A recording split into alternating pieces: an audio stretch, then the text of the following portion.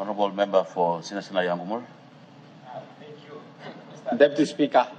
I'm grateful that the recipient of my question has made an orderly entry. So I'll welcome him with a question.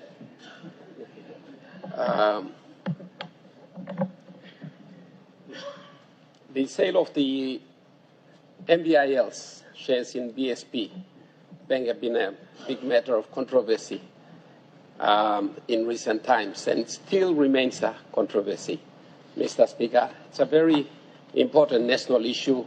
We need to resolve it in the national interest properly, not to give hairy-fairy answers that obfuscate the real position of the questions that we are asking. So I have been saying all along, Mr. Deputy Speaker, that the Motor Vehicle Insurance Limited is a trust company. It's a trust company. The property managed by that company is owned by other people, motor vehicle owners, before and now. That includes most of us here who are driving motor vehicle. We own that trust fund. We own the money inside that fund, managed for us by our government. That is the law. That is the case. What the minister has done recently was to sell assets in that fund. And he's diverted the fund outside for government's other use, as he said in a recent press statement, to be used to rehabilitate other failing state-owned enterprises like PNG Power and PNG Water. But those funds are not to be used like that. That is the law. And what has happened is illegal, it's a crime, and we need to have answers to this question. I should have asked this question earlier last week, but I didn't because there was a key document that was missing. I didn't have it. Finally, I have it in my hand. And I'm going to tender it to this Parliament. It will prove that everything that the minister has said previously was wrong, was perhaps deliberately wrong, to hide the truth. And I will tender this document for this Parliament scrutiny so that we can have a proper legitimate debate and come to the truth. And I will ask my questions before I seek to tender this document. This document is a deed of settlement and indemnity. It was signed on the 9th of April 2001 when a controversy arose when the government stripped the fund of all its assets, left the liabilities behind but took all the assets away, and in doing so created an insolvent company. MVIL was insolvent. The matter went to court, Mr. Speaker, and I happen to be the lawyer.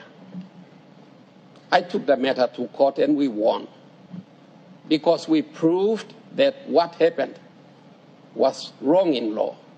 And that agreement we reached to settle the matter is documented in this deed, and I'm going to tender it. So my questions are, Mr. Speaker, I'll give the Honourable Minister a copy of my question and also table the deed after I've asked my questions. Mr. Deputy Speaker, can the Minister agree that, one, at all material times, the state was a trustee shareholder of MVIL, and the beneficial shareholders were the past and present motor vehicle owners? Question one. And two, the deed of settlement that I've mentioned above confirms that all the assets in MVIL currently, including up to recently the 3,751,051 shares in the Bank of South Pacific Limited were inherited by the MVIL from its predecessor entities, including an entity in those days known as the Motor Vehicles Insurance Trust, MVIT, a statutory trust. And later, all those assets were transferred to a company by the same name called Motor Vehicles Insurance Trust Limited, or MVITL, which was also another trust entity. And ultimately, or thirdly, across to PNGBC Limited in the process of the amalgamation of PNGBC and BSP Bank, transferred from MVITL to PNGBC, and then finally, all those 3,751,000 shares were transferred from PNGBC back to MVIL. Meaning that if you trace the history of those shares, it came from a trust fund, a pool of trust fund, to the MVIT, which was called MVIT, then to MVITL, then to PNGBC, and finally into MVIL, where it is now. So if you trace it properly, at all material times, Mr. Deputy Speaker, can the Minister agree that those were trust properties owned by past and present motor vehicle owners? Not a free gift. They remain for the purposes of the administration of the third-party insurance scheme in Papua New Guinea administered by MVIL. Never a free gift, never a beneficial free gift, never a beneficial free gift. It remains trust property. It's documented here, Mr. Speaker. I'm going to prove it. It's a legal document sanctioned by the court. Make your question. I can see my questions coming home now, Mr. Speaker. Can I, Mr. Speaker, can the Minister now agree that the state sale of the MVIL's shares in BSP and the diversion of the proceeds of the sale is a fraud and is illegal? Fourthly, the Minister's press statement dated 16 July 2025, he said that the state intends to use the proceeds of the sale to rehabilitate other failing state-owned enterprises like PNG Power and PNG Water Limited. Does that continue to constitute a crime of stealing and misappropriation of a trust fund?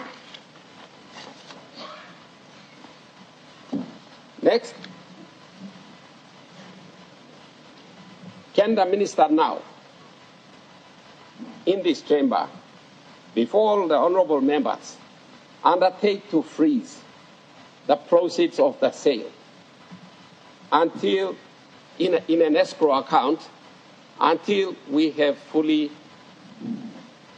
and truthfully answered these very, very important questions? And finally, can he undertake to return the proceeds of the sale back to MVIL to be used for the benefit of the purpose for which this fund was established, and that is to compensate victims of use of motor vehicles who are injured or who have died. Considering, Mr. Deputy Speaker, at the moment, the maximum payout is 150,000 kina per victim. That is too small. You know, in the case of a paraplegia or death, the loss of to an individual or to his estate, to the children of a working parent who is about 40 years or so of working life left, and perhaps earning 100,000 kina a year amounts to the millions. But their losses is kept at 150,000 kina at the moment by operation of law, which is unjust. But we have the means to increase that ceiling to 500,000 right now if these kind of funds are returned into that pool. There are children suffering, wives suffering, husbands suffering because of the death of their spouse, their father. So we can't misappropriate these funds, Mr. Speaker. It has important ramifications to this country, and we deserve the right answers. Having asked those questions, Mr. Speaker, I now seek to tender to this Parliament, by leave of Parliament, a deed of settlement signed. It's called a deed of settlement and indemnity signed between Rex Parkey as liquidator of MVIL, number one. Number two, Motor Vehicle Insurance Limited in liquidation itself as a party. Number three, PNGBC Limited as the recipient of those funds when it was originally transferred across to them. And finally, the Privatization Commission on behalf of the independent state of Papua New Guinea. And that deed is dated 9th of April 2001. And I am able to say all these things because my signature appears amongst the signatories as a witness, being the lawyer involved and bringing out a satisfactory outcome in that matter. I seek to leave of Parliament now, Mr. Speaker. Is leave granted? Yes. I submit. Thank you, Mr. Speaker.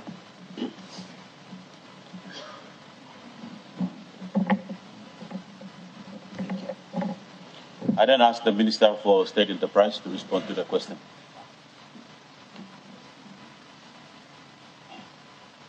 Thank you, Mr. Deputy Speaker. I want to thank the Honourable Member for Sina Yongomur for this important series of questions. Mr. Deputy Speaker, let me point out that there is no controversy in this as far as we are concerned, having considered all the laws that are applicable, and that we did our due diligence, and we were able to even withstand any scrutiny from either the Ombudsman Commission or any investigation for that matter. It's a controversy only in the words of one particular man, and it is the member himself, in his mind, due to his own misunderstanding of what happened. This is not the first time the honourable member has raised this issue. When he was the petroleum minister, he wrote to our Prime Minister in a letter dated 7th January 2022, where he raised these very questions. And we then sought the advice of the State Solicitor. That State Solicitor has found absolutely nothing wrong with the process. This question is simply based on a misunderstanding of facts by the good member himself. We have nothing to hide. For the purposes of this Parliament, and especially the good member, let me highlight to Parliament what really happened. When the last government, the government of the late Sir Macquarie, was in power, they made a decision to amalgamate New Guinea Insurance Corporation, Motor Vehicles Insurance Trust at the time, and PNGBC. And they named it the Finance Pacific Group of Companies. There were two chairmen at that time. The first one was our former Prime Minister and a good member of Yalgo Pangia. Well, Mr. We have a point of order. It's already a diversion of the facts. There's a lie already emerging. Honourable Member, you have asked a question. I've asked a question, but it's lying already. The point is, when the amalgamation took place, the resulting company was called PNGBC Limited, not Finance Pacific. Allow the Minister to respond to your question. I cannot allow us to debate on the answers that is being made. Whatever the name is, Mr. Deputy Speaker, the fact is that those companies are amalgamated. You can call them any name you want to call, Mr. Deputy Speaker. That is what happened. And the first chairman is here in Parliament. You can ask him if you want to. He's on your side. You want to get the real name. And that is the former Prime Minister of our country, followed by the former member of Umanda, Brimbing Pato. So we don't know what happened since MVIL, or Motor Vehicles Insurance Trust, was established by an Act of Parliament in 1974. Our vehicle owners paid premiums. And these are matters that I'm not privy to, but at that time, when these companies were amalgamated, it was discovered that this company was insolvent. God knows what happened to all the funds. So the government then recapitalized Motor Vehicles Insurance Trust by paying a sum of 120 million kina government never recapitalized. There's another line. The recapitalization came from the return of the assets that originally belonged to the IR. Of the trust. Honorable Member, I've said this is the reply you can get from the Minister. I cannot allow us to debate and drag on this question. Honorable Mr. Deputy Speaker, the group member does not understand the meaning of recapitalization. When a company does not have the money, when an ultimate shareholder pays in the money, that's recapitalization. Honorable Minister, before you, Honorable Member, you resume your seat. You resume your seat. Honorable Member, you resume your seat. Otherwise, I will ask the Minister not to respond to this question. You cannot threaten the chair by saying what you have said when you sit down, and that is why I've stopped the Minister to ask you to withdraw a statement you made onto the chair. Honourable Member, I will ask the Minister to continue on with the response to your question. Honourable Minister. Thank you, Mr. Deputy Speaker. If the money didn't come from the government, where did it come from? The member has not said that. It came from the government to KBC. I've seen the copy of the deed. I'm very sorry to say it, but the good member misunderstands the contents of the deed. Unfortunately, he does not understand the contents of the deed. We have looked at the deed. All it says is for allowing for the government to recapitalize by paying some 120 million kina. What else is in the deed? He should read the deed himself first before asking questions. Well, say so. Mr.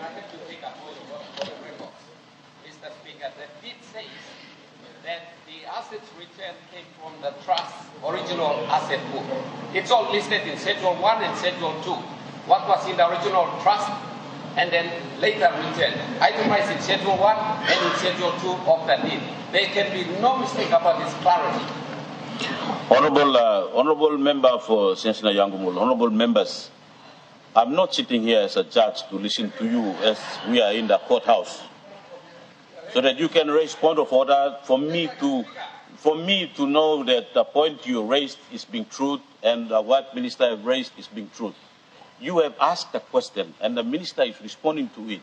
Whether if he lied to this House or if he lied to you, it is the public and those who have access to the right information will judge whether this is true or not. I'm sitting here to facilitate the question you've asked, then ask the Minister to respond. So please, let's allow the Minister to respond to every question we have. If I would entertain every point of order to justify everything a Minister can respond, we will take this as a courthouse to reason who is right and who is wrong. Therefore, let the Chair rule what it is. You have asked a question, allow the Minister to respond to your question. Parliament has no responsibility for screening the truth, the whole truth, and nothing but the truth. Honourable Member, I understand what you have raised. Get me clear on what I respond to. The Minister is responding to your question. You raised a point, whether it be right or it be wrong. You have already given, granted leave and you have presented something to the House. It's something that we can look into. I cannot spend time here to hear you as court and rule whether that is right or wrong. I object to you continuously referring to that court. I be a lawyer, but I'm entirely... I understand you are a lawyer. I cannot treat this as we are in the courthouse. I'm making the decision as a chairman. Honourable Member, I will ask you to resume your seat. Otherwise, I will rule this question out of order. I give you this time. Minister, you respond to the question. Thank you. Assets of a company mean two things. Things like vehicles, buildings, all the others, including cash. And as I mentioned, this Honourable House, I have a duty to be honest and frank in this House. Assets of MVIL include two things, cash and all the other things like buildings, vehicles, tools of trade. At the time, in terms of cash, there was absolutely nothing. And as I said earlier, a cash injection how you call it, it does not matter. A cash injection of 120 million was paid by the government to KCH at the time. MVIL had no money. It went into liquidation, as is correctly pointed out by a good member himself. So it was only a company with buildings and everything else, nothing to show for, including the premiums paid by the motor vehicles owners since 1974. We're trying to look at history, whatever happened there. Happened before our time.